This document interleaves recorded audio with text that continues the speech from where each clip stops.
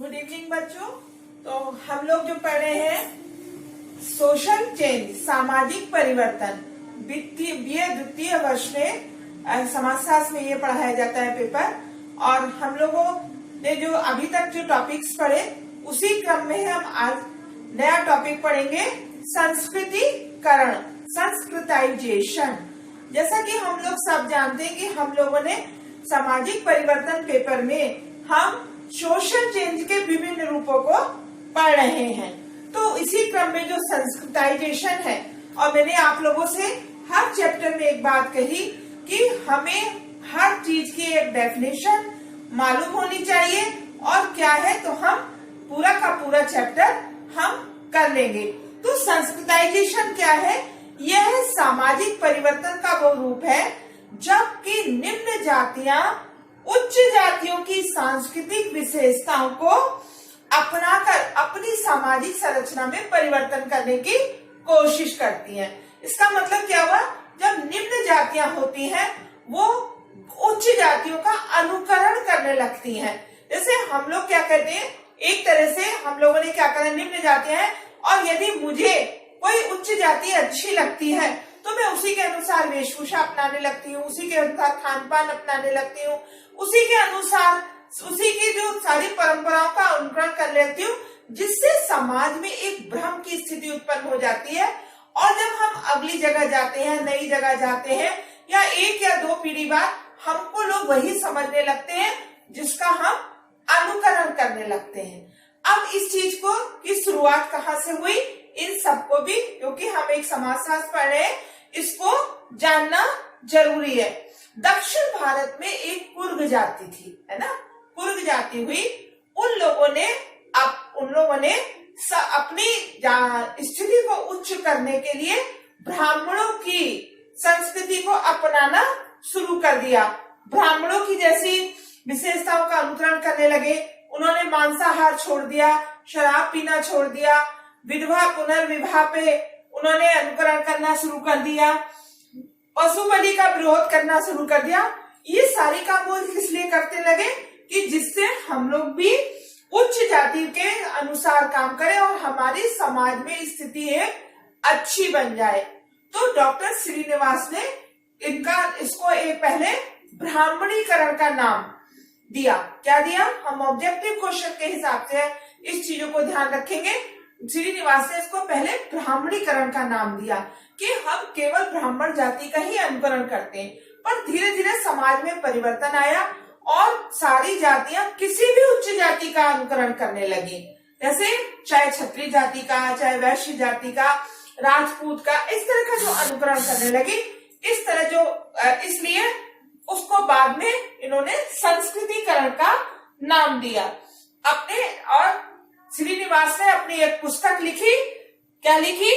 दक्षिण भारत में कुर्गों में धर्म और समाज। दक्षिण भारत के कुर्गों में धर्म और समाज। तो संस्कृतिकरण की जो ये प्रक्रिया मैं आपको और बता रही हूँ, हिंदू जातियों में, अधिकतर हिंदू जातियों में निम्न जातियां उच्च जातियों का अनुकरण करने की कोशिश करती हैं, खास तौर से जनजातियां।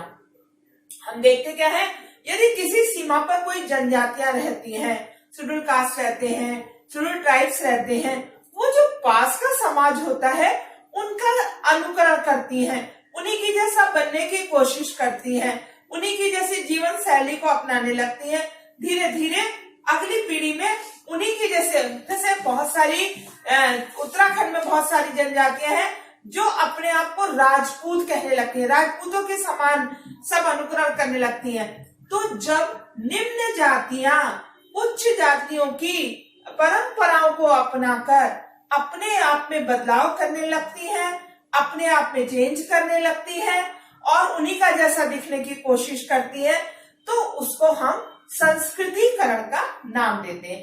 जैसे बच्चों, मैं आपको उदाहरण बताऊं, हमारे समाज में माना आप लोग दो फ्रेंड्स हैं, है ना, एक दक्षिण भारतीय है या एक ब्राह्मण है या वैश्य है। मुझे उनकी बातें बहुत अच्छी लगती हैं, मुझे उसका व्यवहार बहुत अच्छा लगता है, मुझे उसका खाना पीना बहुत अच्छा लगता है। तो मैं धीरे धीरे हम उन्हीं की बातों का अनुकरण करने लगते हैं। धीरे धीरे जब हम बड़े होते हैं तो हम उन्हीं चीजों को अपनाने लगते हैं। अपनाने लगते हैं तो लोग हमको क्या समझने लगते हैं, क्योंकि हम आपको नहीं जानते, हम समझते हैं कि आपको देखने से ऐसा लगता है कि आप बिल्कुल ब्राह्मण जैसे नजर आ रहे हैं, आपको देखने से लगता है बिल्कुल आप राजपूत जैसे, क्योंकि आप उनकी चीजों का अनुकरण करने लगते हैं। अब आजकल हम जैसे समाज के अंदर जो संस्कृतिकरण के आदर्श होते हैं, एक तरह से एक होती है प्रभु जाति, है ना। प्रभु जाति का मतलब गांव के अंदर यदि कोई जाति संख्या में अधिक है या उसकी राजनीतिक स्थिति अच्छी है तो हम उन्हीं चीजों का अनुकरण करने लगते हैं, उसी जाति के समान बनने की कोशिश करने लगते हैं। अब मैं आपको एक एग्जाम्पल बताऊं, जब आप चुनाव होते हैं तो आप यदि गांव गांव जाके आप सर्वे करिए, तब आपको पता चलेगा कि मैं खुद इस चीज को इस समय पर देख रही हूँ। जब मैंने कहा कि आपने इसको वोट क्यों दिया, तो बोले हमारे जो गांव का मुखिया, हमारे गांव में जो जाति है, यदि हम नहीं देंगे तो हमारा स्थिति खराब हो जाएगी। तो हम जब उन्हीं का जैसा अनुकरण, प्रभु जाति क्या होती है, जो संख्या में बड़ी हो, राजनीतिक स्थिति, ये कार्य इस पहले जो होता था, प्रभु जातियां केवल उच्च जातियां ही होती थी, उनका समाज में प्रभाव रहता था। पर आज के जमाने में जब हम सबको आरक्षण का लाभ मिल रहा है, सारी जातियों ने अपनी स्थिति को बदलने के लिए कोशिश करी है, तो प्रभु जाति के लिए आवश्यक नहीं है वो कोई उच्च जाति हो। जिस समाज के अंदर, जिस गांव के अंदर जिस भी जाति का प्रभुत्व है, उसी को हम प्रभु जाति के नाम से मान लेते हैं। अब ये संस्कृतिकरण हमारे समाज में आया कैसे? तीर्थ और मठ का प्रभाव। माना लोग तीर्थ और मठों पे जाते हैं, वहां की संस्कृति को ग्रहण करते हैं और जब अपने गांव में आते हैं तो उन्हीं के जैसा दिखने की कोशिश करते हैं। हमारी राजनीतिक व्यवस्था ऐसी हो गई है कि हमने सबको समानता का अधिकार दे दिया है ना। तो बहुत सारे लोग अपने आप को उच्च दिखाने की कोशिश करते हैं। आप देखते हैं, यदि मैं बार बार आपसे कहती हूँ, हमारी प्रयोगशाला पूरा समाज है। शादी विवाह के द्वारा हम अपनी जातियों की बदलने की कोशिश करते हैं। यातायात संचार के साधन, पहले लोग अपनी जगह पर रहते थे, मैंने आपको सूचना क्रांति, सूचना प्रौद्योगिकी पढ़ाया। तो जो इंफॉर्मेशन टेक्नोलॉजी है और संचार के साधन है, ये भी एक हमको बदलने का, एक समाज में बदलने का तरीका है। लोकतांत्रिक व्यवस्था, ये हमने हर चीज में देखा।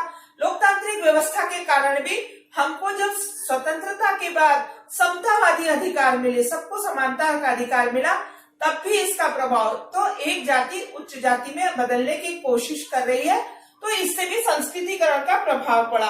औद्योगिकरण और नगरीकरण, जब हम नगर की तरफ जाते हैं, अब हम नगर में जाते हैं, यदि हमारी गांव में एक जाति निम्न जाति के हैं और हम शहर में पहुंचते हैं, हम उच्च जाति के समान व्यवहार करने लगते हैं। या आजकल हम देख रहे हैं कि लोग एक जगह पर न रह के दूसरी जगह पर चले जाते हैं, दूसरी जगह पर जाकर हम ऐसा व्यवहार करने लगते हैं। आप यदि प्रयोगात्मक दृष्टि से देखें तो बहुत सारे सरकारी अधिकारी हैं, आप उनको पहचान, आरक्षण के बल पर हम बने हैं तो हम उनको पहचान भी नहीं पाते, हम उनकी तरह व्यवहार करते हैं, उन्हीं की तरह खान पान करते हैं और हम लोगों को समाज में एक भ्रम पैदा होता है कि इस उच्च जाति के हैं, और दूसरी पीढ़ियां वही बन जाती हैं, वही समाज में ग्रहण करने लगती हैं। तो ये एक संस्कृति का कारण है। और समाज सुधार आंदोलन, जो बहुत समाज में सुधार आंदोलन है, ये भी संस्कृतिकरण का, समाज सुधार आंदोलन ने भी लोगों के अंदर एक जागरूकता पैदा करी, जागरूकता, और उच्च जातियों ने, निम्न जातियों ने उच्च जातियों की परंपराओं को ग्रहण करना शुरू कर दिया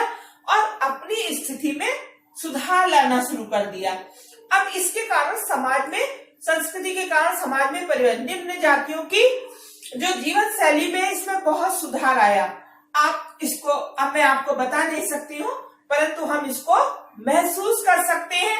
और मैं जब बार बार कहती हूँ, हम किसी सरकारी सेवा में जाना चाहते हैं, यदि हम आईपीएस अफसर बनना चाहते हैं, हम आईएएस बनना चाहते हैं, हम किसी सिविल सर्विस से, लोक सेवा आयोग के, तो हमको काम कहाँ करना है? उसी समाज में।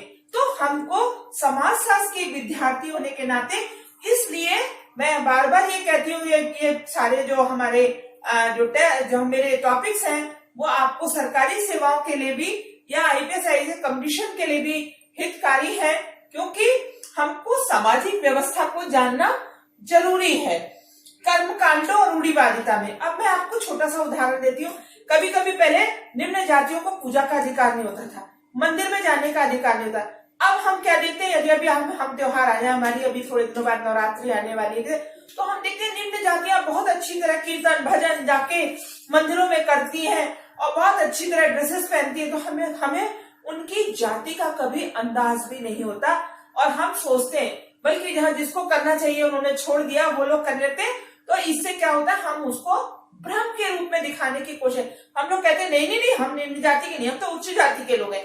तो हम लोग भी और समाज ने भी, शिक्षित वर्ग ने भी इस चीज को स्वीकार करना शुरू कर दिया है। अब हम लोग सबको समान दृष्टि से देखने की भावना शिक्षित वर्ग के अंदर आ गई है। अंतर जातीय विवाह होने लगे हैं।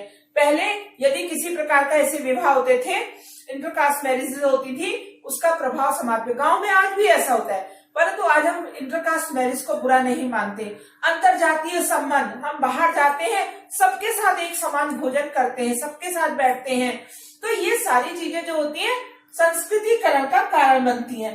अंतर जातीय तनाव में वृद्धि, अब क्या है, अंतर जातीय तनाव में वृद्धि, यदि कोई जाति किसी जाति को आगे बढ़ने से रोकती है तो उसमें आपस में तनाव भी हो जाते हैं। तो इस कारण इन सारी बातों को हम देखते हैं, ये संस्कृतिकरण के उदाहरण है। परंतु हमने संस्कृतिकरण तो समझ लिया, अब हम दूसरे तरीके समझते हैं, क्योंकि आज हमारे समाज के अंदर आरक्षण पूरे भारतीय समाज में बहुत दूरदर्शी जगह तक फैला हुआ है। तो कभी कभी केवल हमारे समाज में संस्कृतिकरण का मतलब निम्न जातियां उच्च जातियों की तरफ नहीं देख रही हैं, वरन उच्च जातियां भी निम्न जातियों की तरफ, निम्न जातियों के समान व्यवहार कर रही हैं, जिससे हम लोगों को कहीं सरकारी नौकरी मिल सके या हम लोगों को और बातों में। तो जब उच्च जातियां निम्न जातियों का अनुकरण करने लगती हैं, तब हम उस चीज को कहते हैं असंस्कृतिकरण। अब मैं कई एग्जाम्पल देती हूँ, मैं एक टीचर हूँ, मेरे सामने बहुत सारे ऐसे एग्जाम्पल्स आ जाते हैं। मेरे सामने एक बार एक सक्सेना लड़का आया, एक बार कोई नहीं मैडम हम जो है निम्न जाति के हैं, परंतु उन्होंने, बहुत सारे लोग अपने आप को शर्मा लिखने लगते हैं, परंतु होते नहीं है। तो क्या है, तो उन्होंने कहा नहीं मैम, हमसे बहुत बहस करी कि मैम हम उसी जाति के हैं और हमको लाभ, परंतु उन्होंने अपने आप को, क्योंकि समाज में उनकी स्थिति उच्च बनी रहे, इसलिए हम उन जातियों के सरनेम्स को, लोग सिंह लगाना शुरू कर देते, सरनेम्स को लगाना शुरू कर देते। परंतु मैंने बहुत बार देखा, अब तो ये मैं आपको एक कानून भी बताने की इस समय मैं कोशिश कर रही हूँ, बहुत जगह पर आप कुछ समय पहले अंतर जातीय विवाह होने लगे। यदि अंतर जातीय विवाह में लोगों ने, लड़कियों ने ऐसे लोगों से शादी करी जो उनसे निम्न जाति के थे, परंतु क्या हुआ, जब उन्होंने आरक्षण का लाभ उठाने की कोशिश करी तो कई लोगों ने उन पर मुकदमा दायर कर दिया।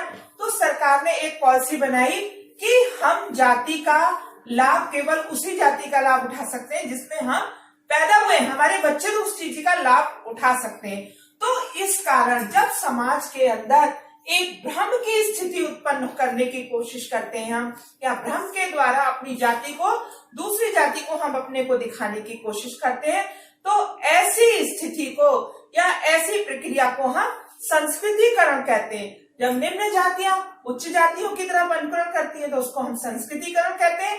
जब उच्च जातियां निम्न जाति की तरफ की परंपराओं का अनुकरण करने लगती हैं और उनका जैसा दिखाने की कोशिश करने लगती है, तो उसको हम क्या कहते हैं, असंस्कृतिकरण कहते हैं। इसके आगे हम संदर्भ समूह एक शब्द आता है। यदि पूरा का पूरा समूह यदि किसी दूसरी जाति का अनुकरण कर ले, अब हम इस बहुत लंबा टॉपिक हो जाएगा, हम समाज में बहुत सारी जगह देखते हैं धर्म परिवर्तन कर रहे हैं लोग, जाति परिवर्तन कर, पूरा का पूरा गांव जाति परिवर्तन। इसके लिए बहुत सारे राजनीतिक कारण भी होते हैं, बहुत सारी चीजें भी होती हैं, धर्म परिवर्तन। तो इसको भी हम देखते हैं, यदि कोई पूरा का पूरा समूह, पूरी की पूरी जाति है, यदि दूसरी जाति में परिवर्तित हो जाए, या पूरी जाति का धीरे धीरे अनुकरण करते करते उसकी दूसरी पीढ़ियां उसी दूसरी जाति के पूरा का पूरा समूह उनका अनुकरण करे, तो हम कहते हैं कि एक समूह ने, संदर्भ समूह ने, उसको कहते हैं संदर्भ समूह ने उसका अनुकरण कर लिया।